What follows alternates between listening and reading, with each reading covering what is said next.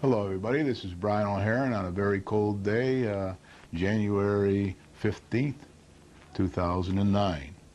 I want to remind everybody the introductory song. I haven't been singing too much on the last few programs because of the dire situation that we're all in, but the song is "Oh Dear, What Can the Matter Be?" I was thinking today maybe we should play it much louder because when we first started things were kind of better in the world than they are today, and our town hasn't progressed very much, although we are making progressive steps. We haven't got to the point yet where we're really increasing any revenue. Matter of fact, we may be decreasing revenue before we increase it, so we're just going to have to keep soldiering on. And as you know, at the end of the program, I play in honor of my great-grandfather. William McGrain was buried here in Winsted with a Confederate bullet in his leg. He died at about 93. John Brown's body lies moldering in his grave because he used to march to that song when he was in the Civil War. He entered the Civil War early, before he was old enough to go, he went. So I thank him for that, and yeah, he's a deep legacy that I have here in the town of Winsted. Now, this evening, you're going to see on the Wall of America, on the back of me, displayed, because they have now got it working again down here. They got some new equipment in, and or either that or the old equipment repaired, and we can now use the projection that we haven't been able to use in the last month or so. So I thank them for that. I kind of missed it while it was gone. But today you'll see the Wall of America displayed, as the town has submitted a request in reply to the governor's request for stimulus candidates. And we submitted a request, which I'll be going over later in the show, as I did last time. We submitted some candidates for the stimulus package. We may not get any money, but we did submit some candidates, and one of which was money for the Wall of America, which will bring a lot of tourists to this town. It will be a worldwide web attraction, and a lot of people will be coming here to visit Winsted. Hopefully some will stay, and hopefully other businesses will congregate. One of the things, I went to a meeting this week of the leaders in this Litchfield Hills area, and they were very big about the future of art in this area. And some towns, some of the smaller towns, aren't really configured properly for factories and things, and so they really heavily rely on the arts. Not much good news on the economy, or economies, but I will continue to try to present the bright side of our town's potential opportunities as and when things turn around over the years, and let others concentrate on the local negative carping. Today, I see in the media where the new Treasury Secretary nominee and former head of the New York Fed, Timothy Geithner, inadvertently didn't pay some Social Security and medical taxes in the past, but may still be approved by Congress to be Treasury Secretary. The IRS reports to the Department of the Treasury, so it kind of caused a little bit of a stir here, and his appointment has been delayed a week or so. This reminds me of the reported IRS policy of auditing its employees' taxes in one form or another each year as a precautionary measure. It'd be pretty embarrassing if people work for the IRS get caught not paying their taxes one way or the other.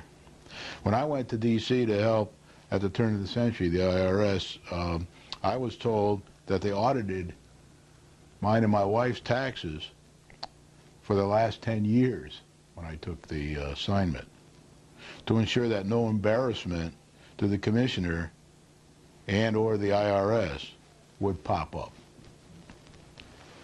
Adam Smith said in a paper 10 years before The Wealth of Nations, which was in the kind of mid-1700s, said that our form of economics must be based on honesty and trust. We seem to be far from that now, and it is causing great pain to all of us. But we must, as a town, continue to work on honesty and trust, and be positive. Be as positive as we can, and try to look for the good in all these selectmen and the town manager and all the people on the commissions and everything else, so that we can work together, because it's going to take everybody's help. Nobody can be chomping at the ankles of these people. We got to keep helping them and try to help them move ahead. Now we'll go to the agenda for this evening. The comments I've already mentioned. I will review once again the 6 proposed 2008-2009 budget referendum, which is on Saturday the 31st of this month. Then I will talk about some very positive thing happening in this area. It's been happening for 6 years, and we'll go over it tonight. But it's the Yale Farm DEP, the Department of Environmental Protection at the state level. Water use permits were approved under certain conditions, and I will go over that tonight. It's a very positive thing for us, because we're also trying to get a golf course here. Yale Farms is a professional golf course, 18-hole golf course in the Norfolk Canyon area. We, of course, are also trying to get, with our age-restricted housing down along the Enterprise Corridor, a 18-hole golf course, and we're going to have to go through the same procedure. So this is positive news. It'll tell you the procedure that's going to follow for the Yale Farm course up in Norfolk and Canyon, and it's the same kind of procedure that we have to use down here. We have a different set of problems, which I'll talk about when I go through it, but it's good news for us, because it shows you the way, and that there is hope and promise for our golf course that we need to attract these age-restricted baby boomers once we get moving down the water and sewer down the Enterprise Corridor, and we get going on that. I'm just going to talk a bit about the state of Connecticut present budget shortfall. Not too much about that. The state of Connecticut proposed revenue shortfalls, which are gigantic, and various stimulus package requests. The 6th 2008-2009 town budget referendum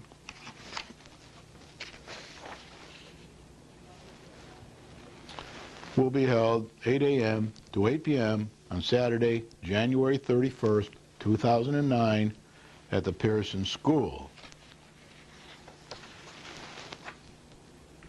The proposed tax increase will be 0 mills or 0%. There will be no increases if this budget proposal passes. There will be no increase in your tax this year. And remember, since the revaluation, 1 mil equals $816,900. The across-the-board reductions to achieve this 0 mill rate increase was about minus 1.56% of the budget across the board, with the exception of any guarantees, contractual commitments and guarantees that we have with organizations or companies or anything like that. So the town and debt will be reduced by budget will be reduced by $136,856. And that will be the town manager and his direct reports will find the $136,856 from the budget. I don't yet have a list of exactly what this what adds up to 136 and 856, which cuts add that up to that. But as soon as I get a hold of one, it'll be announced, I'm sure, in the newspapers. But I'll go down through that on one of the future programs.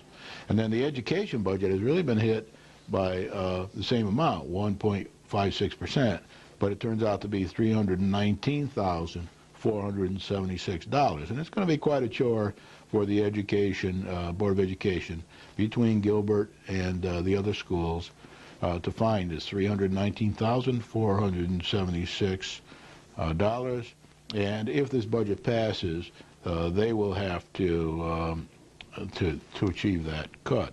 And again, I don't have a list of the individual cuts that it will take to get to $319,476. They also have the additional challenge of they had that budget overrun of $125,900 or so that they have to also work with. So they got a pretty big bite there to take care of this time around. So the total is minus 456,332, and then the Board of Education has to find the other 125,900 from the budget overrun over the last couple of years, and that's going to be a big challenge for them. So again, I'll put up this reminder.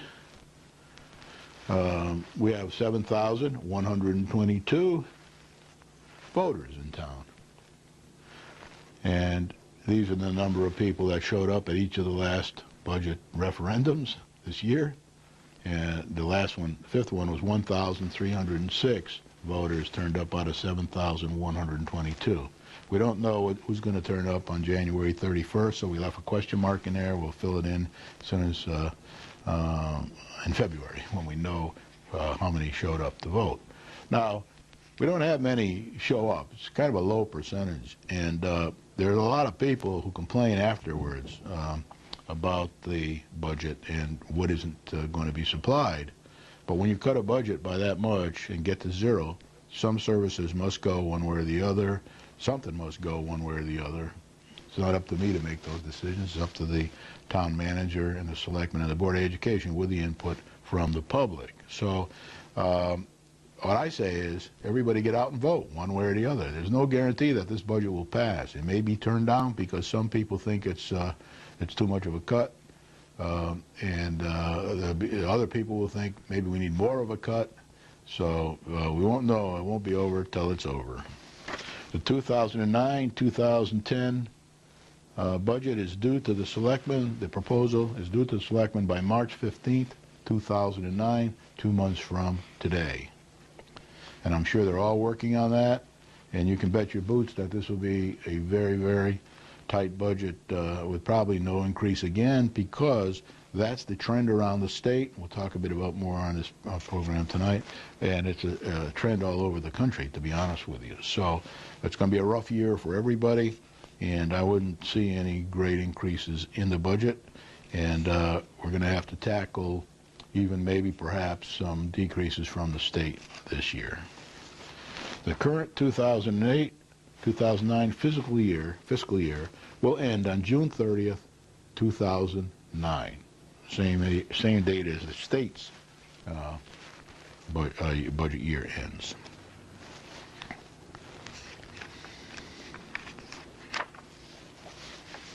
Okay, the following comments I'm going to make I got from an article in the Republican American, Waterbury Republican American, written by George Krimsky. George Krimsky is a reporter for that paper, and I see him show up at quite a few meetings that I go to around the state, and he's very good. And he wrote an article, and I want to say thank you, George, for your usual excellent job. Any mistakes of interpretation tonight in my presentation of his comments are mine alone and will be corrected if brought to my attention. These are excerpts from George Krimsky's excellent article in the January 13, 2009 Republican American. If you want to read the whole article, you can get it in either of the library. They both have a morgue, the college library and the town library, and they keep these Republicans so you can go backwards and read old Republicans. So you can get that article and read it if you're that interested in it. For exact information in the article, refer to that Tuesday, January 13, 2009, Waterbury Republican American, Section B. So with that, here's George Krimsky's comments. The Yale Farm Department of Environmental Protection water use permits. The Yale Farm is a 780-acre property up between Norfolk and Canaan. For the last 6 years, they've been working on an 18-hole luxury golf course between Canaan and Norfolk. Eventually, they probably also want to have some houses up there. We'll talk about that a bit. But right now, the permit is just for the golf course. Now, this golf course had local opponents. and a small number, but very powerful and very vocal and effective local opponents. And one of the problems with this golf course, a little different than our golf course. Our golf course water, besides the natural rainfall and all, our golf course will have city water piped down to it down the Enterprise corridor. This was going to use underground water, and that was one of the big problems that came up. They needed a lot of water. They were going to use underground water because they wouldn't have the use of city water. So that presented some challenges for both the developers and the local opponents. 6 years, it's been going on for 6 years to date. Ours, by the way, has been going on for 5 years. Our developer submitted his reports 5 years ago for the golf course and 456 living units. And this developer submitted his first application 6 years ago. So we're taking about a long time. The DEP, the Department of Environmental Protection, has now approved permit applications subject to conditions and process. So they've put on some conditions and they have a certain process they want to be followed. The key water use permits have been now approved with stringent provisions that the developer must follow. This surmounts a major hurdle for the developer. This is considered to be, this DEP approval is to be, with the stringent conditions, was deemed to be a major hurdle for the developer, which has now been, at least at this time, this is good news. It's over that hurdle. The DEP denied the initial plan in 2005, stating the golf course would draw off too much groundwater and adversely impact the wetlands. So it was denied. The developer redesigned part of the course and installed water storage ponds to help alleviate this problem that they would run out of groundwater. And he resubmitted his application. They resubmitted their application in 2007. And here we are now, 2 years later, in 2009, they've got their approval with the stringent conditions. The consideration since 2007 was delayed due to a rare bog turtle alarm. A bog turtle walked across the road or the property. Somebody saw it. They were afraid that that was going to be a problem because it was a natural habitat for bog turtles. Then they didn't want to disturb that. That's part of the thing the environmentalists and the DEP are concerned about, and I guess the Army Corps of Engineers too. So that was researched over the last year or two, and no evidence was found by the U.S. Fish and Wildlife Service and the U.S. Army Corps of Engineers that there was any problem or any bog turtle habitat there. Now that may change in the future. I don't know if something turns up. But so that was out of the way, and the DEP could then make their tentative determination. Set aside buffer zones around wetlands is one of the conditions. The developer must set aside buffer zones around the wetlands. He must create a 28-acre sanctuary for grassland birds.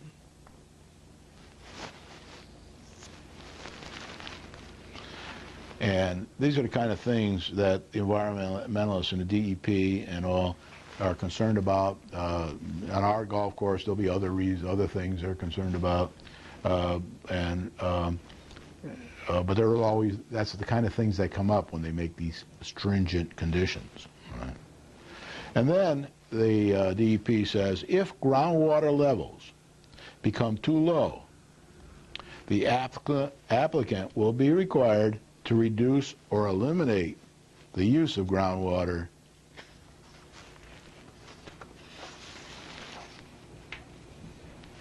until water levels recover from more rain, whatever. Now, this will be closely monitored. That's one of the other conditions. It will be closely monitored so that we can see when these ground levels become dangerous, and then they have to stop using that water. And they'll have to then get water from other areas, truck it in by truck or do something, but they'll have to stop use of any groundwater until the groundwater levels recover. The project manager for the developer did make some comments to George. A, that conditions are doable and reasonable. So the developer has agreed with the DEP that these are doable and reasonable conditions. Our experience with our developer has been the same. Once there are some conditions, they discuss it, they talk with whoever's making these conditions, either in the wetlands or planning and zoning, and in the end they come to an agreement on some conditions that are doable and reasonable for both parties. Otherwise, you wouldn't have an agreement. The project manager also says that the economic slump will not be an obstacle. Now that's very important for me to point out to you, because the people that are not in favor of our developments along the Enterprise Corridor and the golf course and the 225 units are very concerned about the economic slump. And our developer doesn't seem too worried about it, although it may be a problem. We don't know. Nobody knows. And this project manager and his developers don't think that the economic slump is going to be a big obstacle for them. It's going to take them a few years to get the rest of their permits approved and everything, as it will our developer most likely. By then, we'll be coming out of this recession, we all hope. If not, we'll have to wait a little longer to be able to get some revenue into the town. So according to their project manager, they're going ahead as planned. Things are moving ahead. Now, I just want to show you a bit about the process, because our developer will have to follow the same process. He'll have to go to the DEP, he'll have to get their conditional approval, and he's working with the Army Corps of Engineers and the DEP. But for this particular one here, the Yale Farms, the permits that are still needed, they need them from Canaan's Inland Wetlands Commission. They'll have to go back through the Inland Wetlands Commission now and go get their approval there. The U.S. Army Corps of Engineers will have to approve this. Planning and Zoning Boards of Norfolk and Canaan have approved the golf course proposal already, so they won't have to go back to Planning and Zoning, I don't think, at least according to this article. Now, our developer will have to do the same thing once he goes to and gets the Department of Environmental stuff and approval, and he gets the Army Corps of Engineer approval. He'll have to go back through some, probably the Inland Wetland Commission, and maybe even Planning and Zoning, I don't know. Some say that a silent majority of residents in that Norfolk-Canaan area think that a championship golf course would be good for local business. The opposition consists of about according to the article, 24 landowners and various environmentalists in the area. A representative of the opposition said that more time would be needed to properly review the DEP decision. One concern that the opposition suggested was, what is the impact if houses are eventually added to this golf course? It's a legitimate concern. Leisure industry analysts, I got that, that should be industry, that's spelled wrong, but analysts say that private membership golf courses are more financially viable if they include high-end residences. And ours do include high-end residences. Depends what you call high-end, but they're pretty high-end for our area here. Even if all government permits are approved, opponents may appeal in court, says the DEP. So that's another part of the process, that if the opponents do appeal in court, that could take years and cost quite a bit of money for the town, the opponents, and the developers. The DEP stressed that the public will have ample time to respond to the agency's decision. This is really the starting gun, not the finish line of the review and approval process, according to the DEP. The agency will receive public comments and recommendations on their decision until February 13th, 2009. So there's quite a bit left to go here. If I had to guess, and I'm not an expert on it, they got a few years worth of work to do. I mean, if somebody appeals it in court, that could take forever. It costs a lot of money, but they still have to get these other permits from people. So there's quite a bit of work to be done before the developer starts the shovel in the ground there. This project would not be eligible for Obama's stimulation package, because it's not shovel ready. Now I'm going to switch a little bit at this point. Yeah, maybe I'll talk a bit more about this. This is kind of positive for our town, because it shows that people say, well, nobody wants any golf courses. People are golfing less nowadays. Well, the membership for this golf course is going to be $100,000 if they can get it. And they're planning on $100,000 per member for membership fees. And then, of course, it's a championship course, too. So they'll have the championship events there, and they'll have people coming in from all over there. One of the arguments about our golf course, used by opponents of our golf course and some of their neighbors around the lake there, is that nobody wants to have golf courses anymore. Well, this kind of belies that, and it also says that when you have a golf course, say some of the experts here, the same thing that was said at our meetings by experts, is that if you have the houses on there will attract people, and not just the golf course alone, but the houses and the golf course. So this developer may go back and ask for some homes to be put onto this golf course, around the golf course, on this 700X acres he's got, and maybe that will help. Our permits from our developer already have the units, home units there, so they're all going to be agreed at the same time. So that's the one positive thing. The other positive thing is this developer doesn't seem to be worried. By the way, the developer is kind of well known and a friend of ex-President George W. Bush. I guess they went to Yale together. So he's got investors there that don't seem to be too worried about the economy. And they're going to keep steaming ahead and prepare so that when they're ready, hopefully the economy is also ready, or they'll steam on without the economy being better and keep moving. But that all remains to be seen. So with a lot of parallels between their approach, the things they need from the DEP, the things they need from their land use boards, the things that they need from the Army Corps of Engineers, and the things that we need. So we're following in their footsteps. They started 1 year earlier than we did. We're following in their footsteps, and we're going to go through a similar process. And I think it's going to, from Brian's own opinion, not an expert, it's also going to take us a few more years to get to the end of the line when the shovel drops into the ground. Now, the developer's saying he'd like to start by the end of the spring this year, but I don't particularly think that's going to happen at the rate we're moving. We're not moving fast enough. We're not getting things done quick enough, and we'll talk a bit more about that later in the program. Now, the next thing I'd like to just talk briefly about is the state of Connecticut present budget has a projected shortfall, and there are some difficulties there. I don't know exactly what the number is right now because it changes every day. But the Governor Rell, is managing this, trying to manage it, down in Hartford. And they're taking a lot of steps to try to make sure we don't have, that we do cover our shortfall.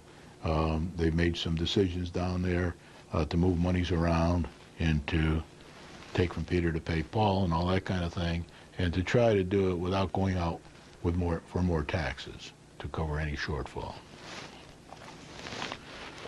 They also do have, according to the latest articles I've seen on the internet and the papers, about a $1.4 billion budget reserved rainy day fund that they're trying to keep intact, and that's a good thing. So what they're trying to do is manage this budget this year so that they don't have to use any money from the rainy day fund.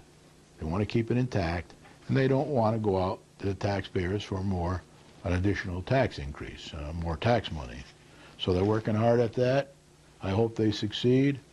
If you want to see some of the stuff, of course, you can read the newspapers every day to see if any progress is being made. And you can also look at Channel 14 on a charter cable, where they do play a lot of the legislative programs from Hartford, so that you can actually see the legislature dealing with these issues in their meetings. And then they repeat those. I'm pretty sure they repeat them as well on the weekends.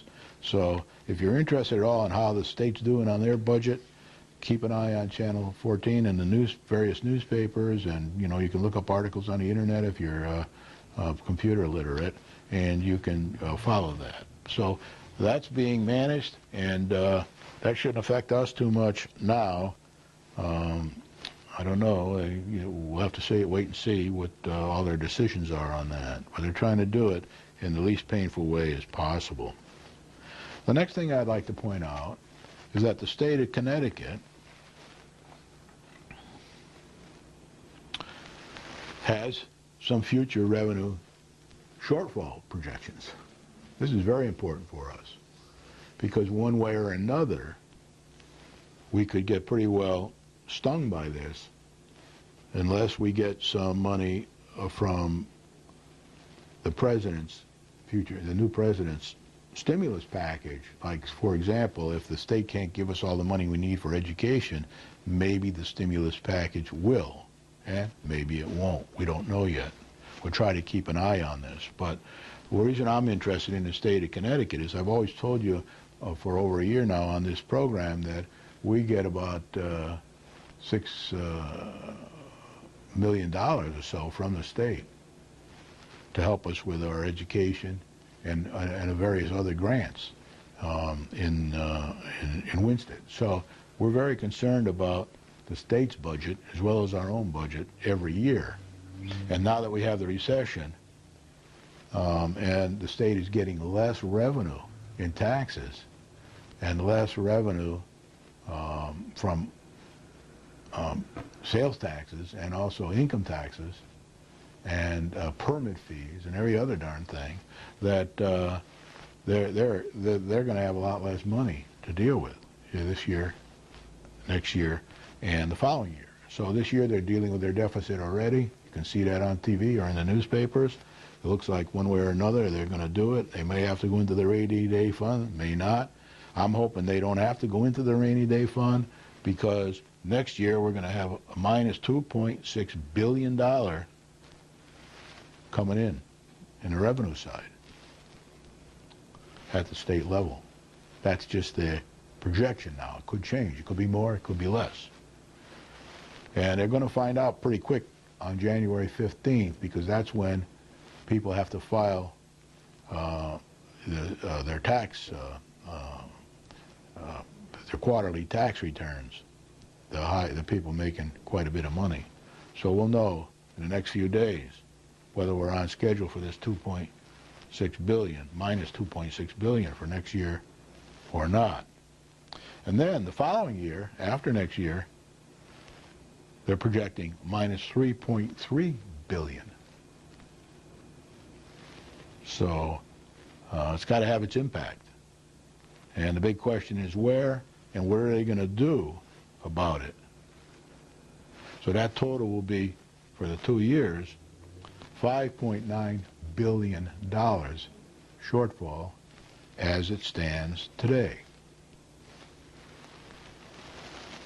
So I know how many of you are interested in the budget at the state level, but what we need to do now is keep an eye on it. We need to assume kind of the worst here.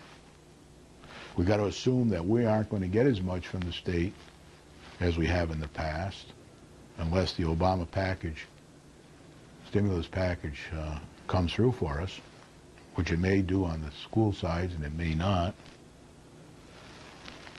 They're forming that package now. It's about $825 billion to be distributed. They're starting to have some information come out now about exactly what is going to be in that package, although it's not solidified because although it's been through the one of the houses, it still needs to go through the other, and there has to be a lot of debate. And there are two sides to the story, as we've been talking about over the last few weeks.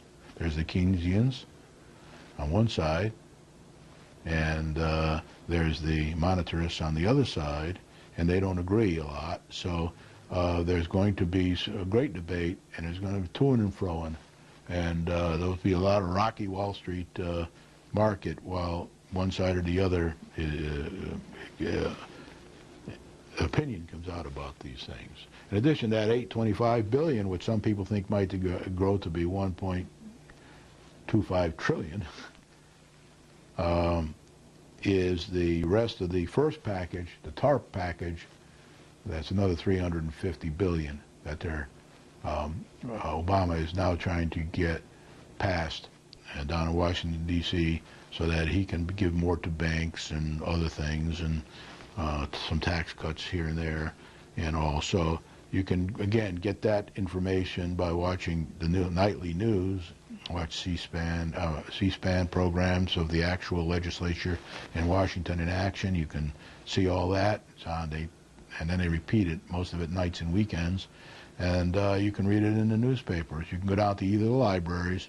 You can get every day. You can get the Wall Street Journal and read it. It costs $2 to buy it. So I would suggest that you go down and read it from the library, and copy at the Beardsley and Memorial Library. You can copy for 5 cents a page. At the college library, it's 10 cents a page. But you can go down, you can read the newspapers. If you want to copy any articles to take home, you can do that. They both have copy machines. They also keep historical copies of these papers. They got the Wall Street Journal. They got the Christian Science Monitor down at the college. They got the New York Times, including the Sunday Times in both places. Weekend Wall Street Journal. It's Saturday, Sunday, Wall Street Journal. They've got the Hartford paper. They've got the Torrington paper. They've got the Winstead paper.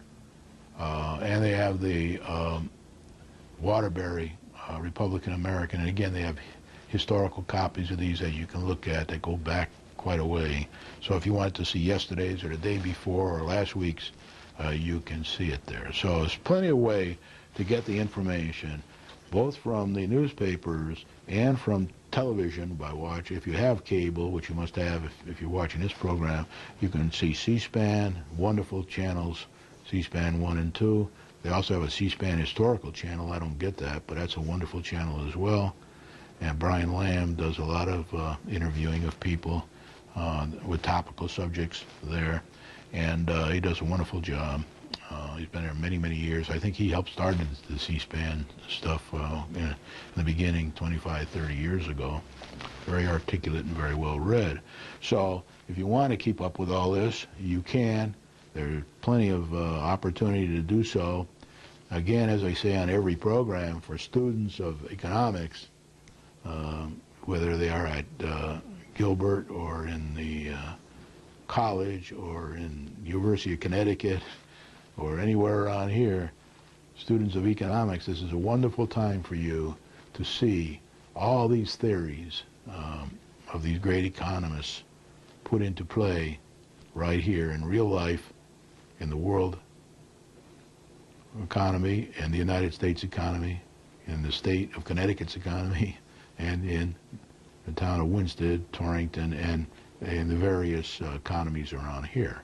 So now I just want to talk a bit about a meeting I went to this week, because I'm interested in what the state is doing here with certain of our problems that we have in this town.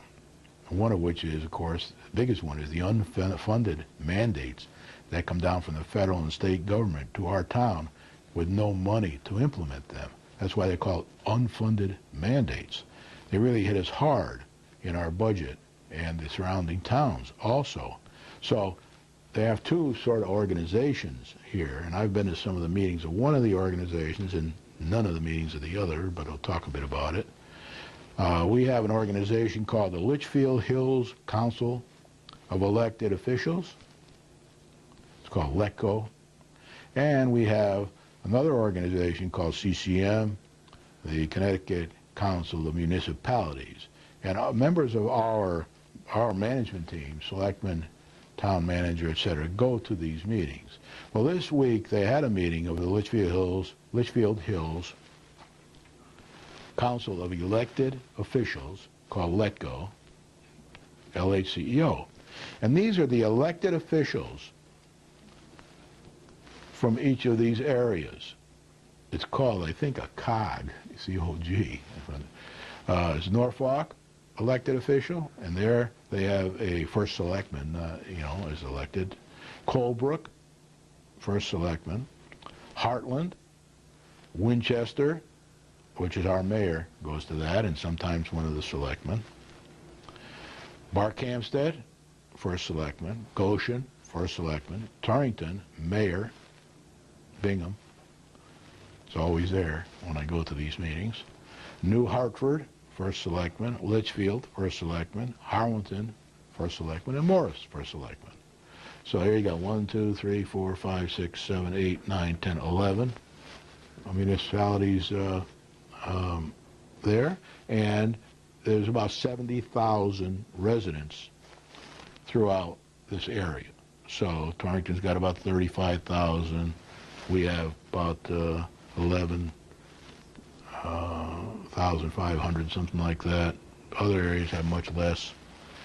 But their elected officials go. It's about a 2-hour meeting, happens once a month, and they have guest speakers. Well, for example, this time they had a couple of the representatives there from the state, a representative to the state legislatures, and they participate. They're not there at every meeting, but they go for some meetings.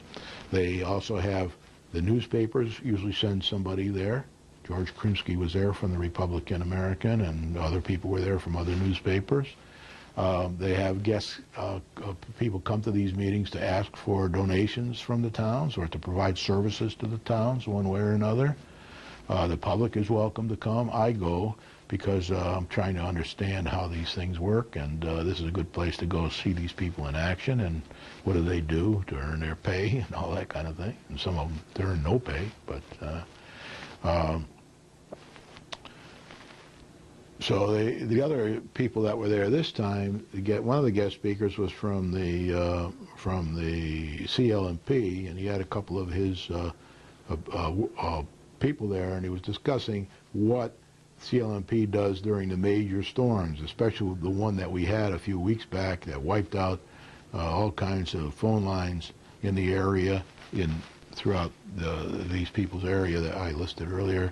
And I guess some people were out for 6 days, 5 days. Trees were falling everywhere. They had to bring parts in, but they do have a war room set up, and they have a person who manages the war room, and they have another person who contacts all the elected officials directly and says to them, what are the priorities in your area? These are the things that are down.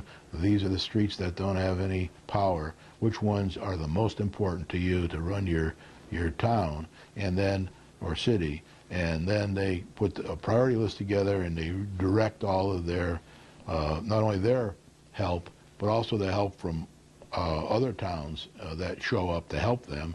They have these agreements with other towns where they go to help other people when they're in trouble, and other people go to help them when they're in trouble. And all that has to be managed, orchestrated. So these people came from CLMP. They explained how they do it. They explained how accessible they are, and they explained how important it was to get this stuff up and running again, and how important it was to get the priorities from these elected officials, and how these elected officials could contact them in emergencies. And they wanted to make sure that they had good working relationships, that these elected officials were happy with the way they were doing things and the speed of the way they were doing things, and that seemed to go pretty well. So they have the meeting monthly. Guest speakers are there of all sorts. The public is welcome. If you want to go to one of them, you can just contact the town manager or the mayor of Winsted. They'll tell you when these happen, and you can make your way down there. They go to a different place each time. They go to Torrington one time, Winsted one time, Barkhamsted was the last one. They held it in the senior center in Barkhamsted, which was very nice. And then they usually have a cup of coffee and a donut when you arrive, and it's a little bit of a social period there for 10 minutes or so. And then they have a lunch at the end of the 2 hours at noon. They start at 10 or so. The coffees before that, the informal talking between elected officials, which is very beneficial. And then at 12, they have a lunch either there on premises or in our Torrington, Winsted one, it was on premises. There was a lunch brought in from one of the local restaurants, sandwiches, soup, that kind of thing. And then, or they go out to a local restaurant in the smaller towns, and they have there. Not everybody goes to the lunch, but some of them do and some of them don't. The one we went to, the mayor was there, and we didn't stay for the lunch. We came back because he had another meeting to go to. But those are opportunities for these elected officials to share problems, to talk to state representatives about their concerns, to listen to the state representatives about what they're going to do about some of their concerns, and to meet on a regular basis and try to work together and find commonalities between them where they can help share problem solving and costs and revenue and any other darn thing. So now, one of the things that the state representatives said when they came in was that we do have a budget deficit now. All the budgets are being watched very tightly and controlled. Most of the elected officials was when their number one one of their concerns was managing their budget. Any shortfalls that they're getting in their budget from the economy, for example, not getting in enough tax money because people are laid off and not paying taxes when they're laid off, not getting in permit money, not getting in other money like capital gains money and all that kind of stuff. So they're all concerned about that. So they're all budgeting very tightly. They don't want any more unfunded mandates, and they're trying to balance it. And they all, that at least the meeting I was at, they all are concerned about the budget that they're putting together for next year, the one that we have to have in by March 15th to our selectmen, and hopefully have approved by June 30th if we can get it done in one shot. Otherwise, we go through the same process again. They're all going to come in with budgets that are very close to breaking even, zero. There's not going to be anybody coming in, I don't think, and I didn't get a feeling there. So I think that we're going to be probably in the same position. We're going to have to, this next budget that's coming up is going to be closer to zero than not. So I want to make that point. The unfunded mandates was very, very much considered, and they explained to the state representatives that, we really don't want any unfunded mandates.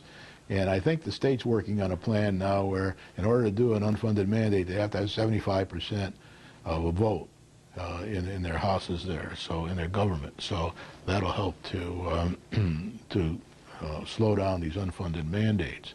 And the next thing the state says is they like to improve the permit processing by DEP and the Army Corps of Engineers and any other state permit processes that are needed. So I was glad to hear that, because I think the whole permit process we have with the DEP and the Army Corps of Engineers needs a lot of improvement. So I did talk to that person on the side, gave them my views on how they could improve that permitting process so that we can see a plan when we submit an application. We can see how long it's going to take to do it, and we can see what are the steps along the way to get it done. And we're not working from one step to the next step without knowing what all the sequence of steps is. It's very difficult. Whenever I ask the developers or the town or anybody else, you can never tell when the next meeting's going to be, when the next plan's going to be ready, or when the next agreement's going to be done. None of that stuff. Okay, so now that was talked about there. Very good exchange of information.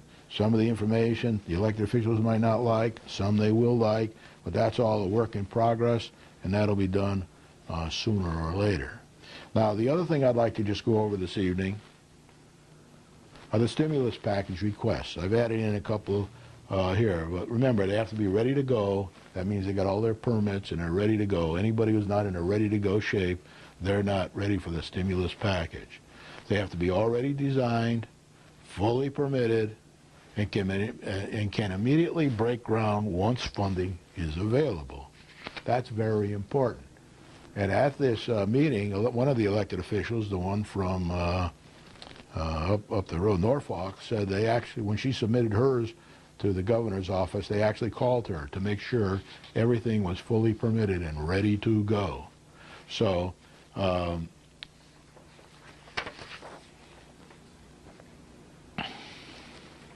So as I said last week, Winchester has submitted the following, and I'm not going to go into a lot of detail here because I don't have that much time, but $40 million from the stimulus package we've asked for. Our town manager answered the letter from Governor Rell's office for candidates, and he named $5 million for roads to be repaired, to be fixed, to be taken care of, and those are ready-to-go projects.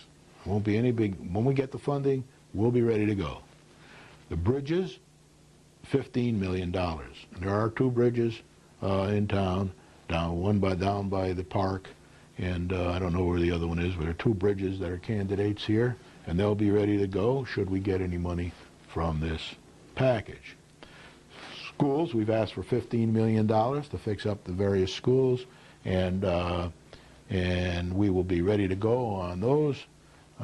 Should we get any money from that $50 million.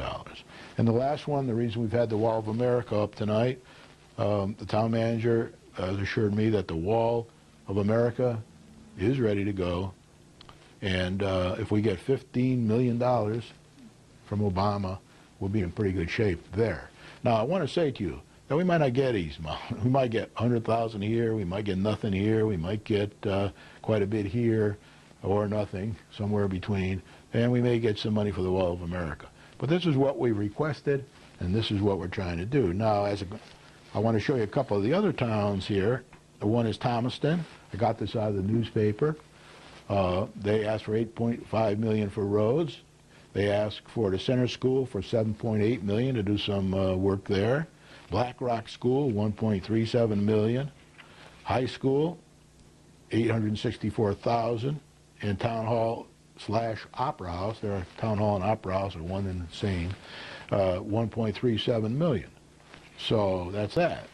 Litchfield has asked for $2,388,000 for firehouse, $600,000 repairs to the firehouse, sidewalks, $521,000, roads, $417,300, firehouse addition, $400,000. High school parking repairs in the parking lot, $300,000. And school windows, new school windows, replacing windows, $150,000. So you can see these are just 3 examples. I got these out of the newspaper. I don't know what Torrington's asked for. I'm going to keep my eye out for that. Other people, I imagine everybody and their brother in all these 169 towns and cities we have. But I also saw some comments from people that say, well, maybe the bigger cities, because they lobby better and they have more punch and more problems, maybe they will get most of the money. But I don't know. We'll have to watch this. I'm going to keep an eye on it, and as soon as I know more information, I'll tell you. And with that, that's the program for this evening. I do encourage you all to watch all the other programs. This is an election year. Again, I'll say, try to get to the town manager, try to get to the all 7 of the selectmen, tell them what a good job they're doing and where you think they can improve. Try to be cordial, try to be polite, try to be professional, try to build a working relationship between all the people in town, the commissions, and everybody else. And remember that one swallow doesn't make a summer. So what we have to do is we have to work together. We have to say, hey, nobody's perfect here. We all got faults. You certainly know my faults. You see them here every week. I misspell words and I make mistakes and I fumble a bit. Well, I'm human too. And we're all that way. So we got to put up with these things from each other, and we got to work together, and we got to get across the finish line here through the recessions, get this revenue into town, because despite what's happening in the world, we need to get our town squared away. These developments along the corridor, if we can get them to happen, get them all permitted, and get moving, sooner or later, will start providing us with some revenue. At the same time, we may be losing revenue because of the economy around the world, in the United States, in Connecticut, and in Winston. So with that, I wish you a happy week. I'll be back next week, and we'll talk more about this whole situation. And if there's any progress in any of these areas, I will be happy to talk about it. Thank you very much.